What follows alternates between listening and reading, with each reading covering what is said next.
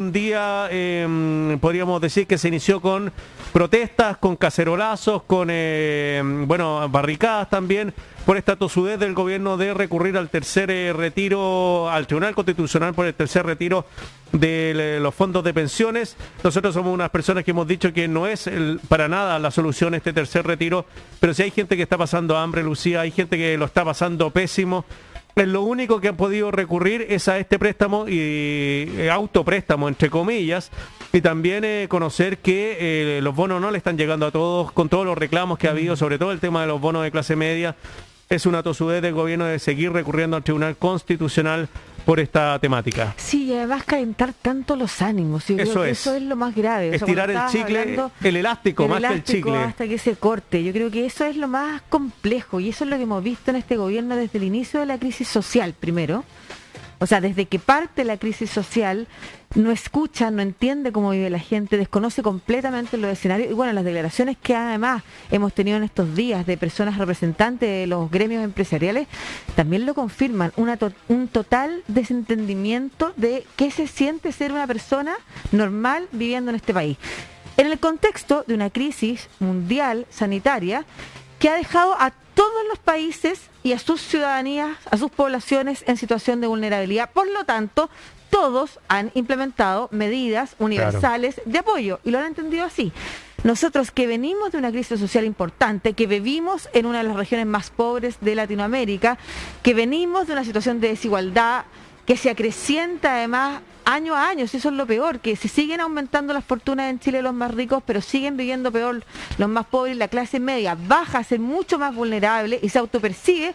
Recordemos ayer que estamos viendo imágenes en Santiago TV y nos están escuchando probablemente ustedes en la radio, de los caceroleos que se sintieron, y esto es bien importante decirlo, se sintieron súper fuertes en el sector oriente de la capital, se sintieron en Las Condes, se sintieron en Providencia. Que generalmente no pasaba esto. Porque es precisamente esa gente, esa clase media la que está en problemas hoy. Esa clase media es la que no tiene cómo financiar. Por ejemplo, estaba leyendo recién una mujer que decía, no pude matricular a mis hijos a la universidad porque vengo arrastrando la deuda del 2020 y no me dejaron inscribirlo. Ayer leíamos otra información respecto a una mamá a la que le cortaron la posibilidad de acceder a clase a su hija, en una clase en un colegio, imagínate. De eso estamos hablando. Entonces, ese chicle, el que se está estirando, ese elástico, el que se va a cortar. Y eso es lo que duele, porque veníamos, de alguna manera la pandemia pudo haber sido la oportunidad para recomponer el dolor y el quiebre social que veníamos trayendo desde el estallido social, desde la revuelta de octubre del 2019. O sea, desde el mismo 19 de octubre podría haber sido la solución de estas, o sea, desde un primer inicio te pudiste haber sentado a conversar, a reflexionar y decir, bueno, quizás en realidad los sueldos, cuando poquito antes de la revuelta se señalaba que los sueldos habían subido y uno sabía que los sueldos de algunos, muy poco habían subido, uno pero siempre no se los reía sueldos de la mayoría. De esos índices del INE.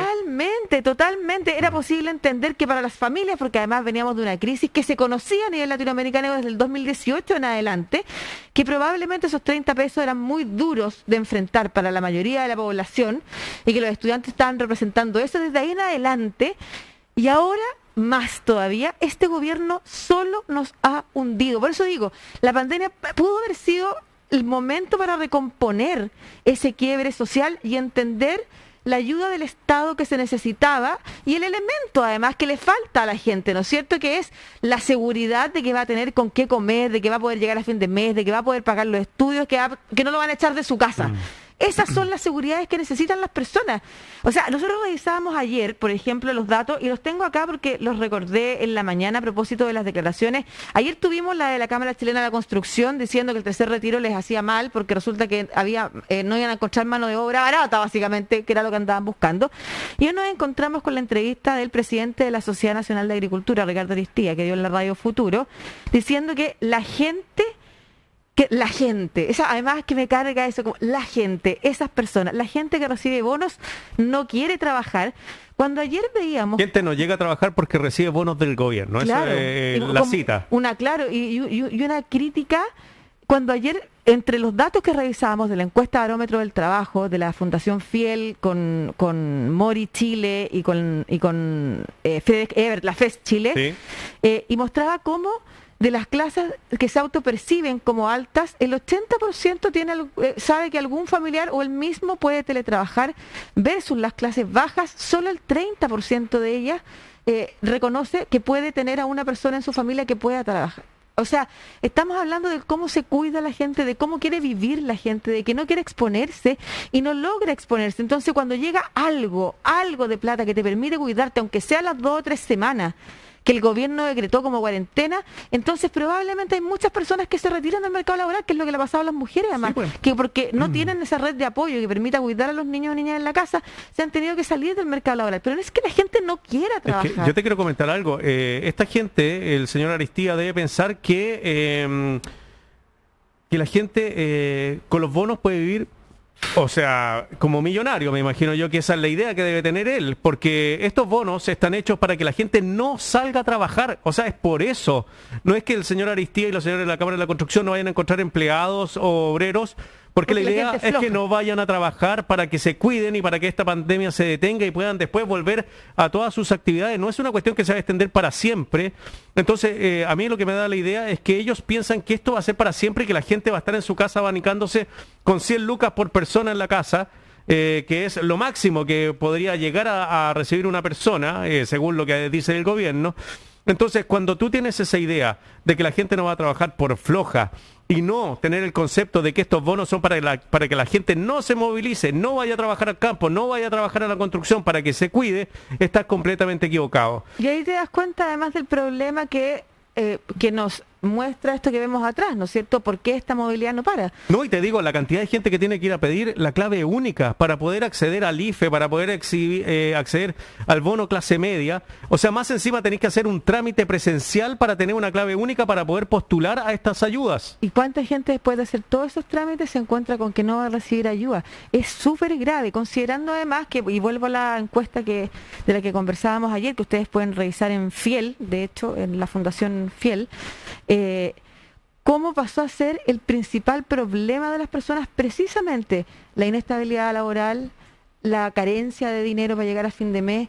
O sea, así está Chile. Entonces, seguir escuchando primero seguir dándole tribuna a este tipo de declaraciones de este tipo de dirigentes empresariales con cero empatía. O sea, yo creo que está muy bien darle tribuna, o sea, para que nos demos cuenta exactamente de cómo son. O sea, felicito a los colegas de la Radio Futuro por haber hecho esa entrevista, porque ahí nos da cuenta también de cómo piensan y cómo ven el país. Entonces, ahí uno también puede percibir cómo ellos interpretan en la situación de los chilenos, cómo creen que viven los chilenos, personas que están completamente distantes, igual que el presidente Piñera. O sea, es inentendible que el presidente siga con esta insistencia de recurrir al Tribunal Constitucional. Hoy día Fernando Atria, en Sin Taco ni Corbata, dijo, bueno, ¿y por qué no lo veta? ¿Por qué no veta el proyecto? No, mejor pasarle el cacho al Tribunal Constitucional, yo me lavo las manos y que sea en el Tribunal Constitucional donde se decida. Bueno, hágase cargo. Si no le gusta la ley, vétela, si tiene la posibilidad de vetarla. Pero además todo esto de la mano de él no hacer nada adicional o hacer muy poco. O sea, llevamos un año en esto mismo y da mucha rabia porque efectivamente nosotros siempre lo hemos dicho acá, desde el primer retiro, pésima política pública, pésima política pública. Segundo, tercer retiro, vamos a llegar al quinto retiro. No sé a cuánto retiro van a... Pero ¿en qué momento el gobierno va a entender lo que se necesita? ¿En qué momento este gobierno va a entender que las personas sí quieren trabajar, que en Chile la gente no es floja, trabaja mucho, trata de salir adelante como puede? Problemas psicológicos, por eso mismo. Pero estamos en una crisis horrorosa, no solamente que veníamos arrastrando, sino que además es una crisis mundial que se ha enfrentado y entendido sanitariamente desde lo social también. Tú no puedes lograr tener éxito en el control de una pandemia si no te haces cargo de aquellas materias sociales que permitan que las personas se queden en su casa y se cuiden. Eso ha sido desde un inicio la recomendación científica más importante, y aquí no lo hemos hecho, y no lo hemos hecho porque, entre otras cosas, estamos llenos en nuestra clase dirigente y la élite económica, que es la que nos gobierna, además de personas con sesgos ideológicos, de personas que creen que el chileno es flojo, de personas que creen que el Estado no tiene que salir a rescatar a las personas. Es una visión de mundo que, se cuajó en la dictadura y que los líderes empresariales la tienen clarita y piensan de esa manera.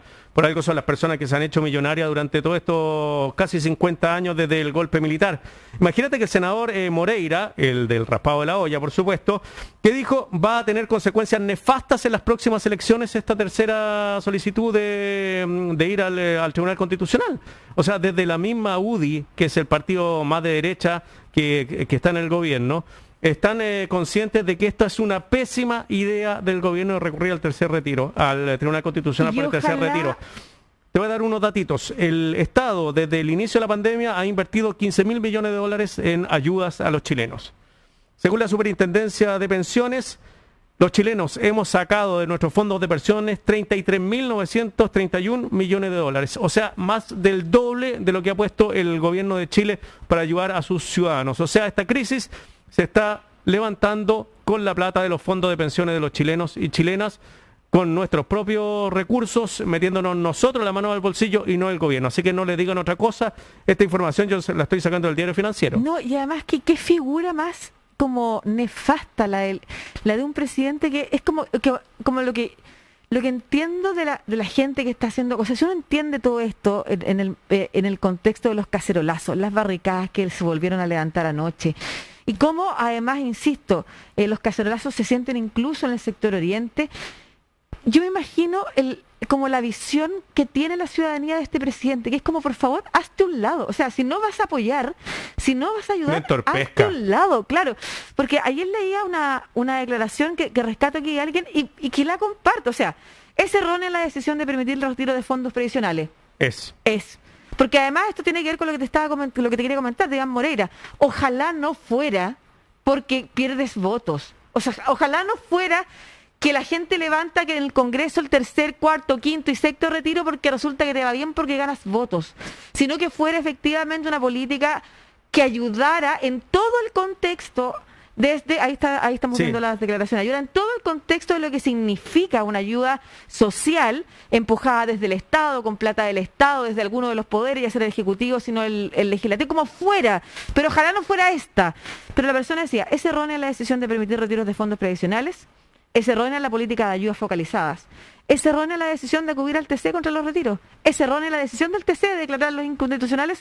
¿Es errónea la acusación constitucional? O sea, en el fondo es cada acción que hace uno, el otro la hunde más y el otro más y más y más. O sea, nadie le pone como... Y que debiera ser, porque para eso tenemos un hiperpresidencialismo y tenemos todas esas atribuciones concentradas en esa figura presidencial, el que le ponga el cascabel al gato y retrocede en este camino, que, insisto, solo nos está hundiendo, porque también los retiros previsionales son un problema real para el futuro.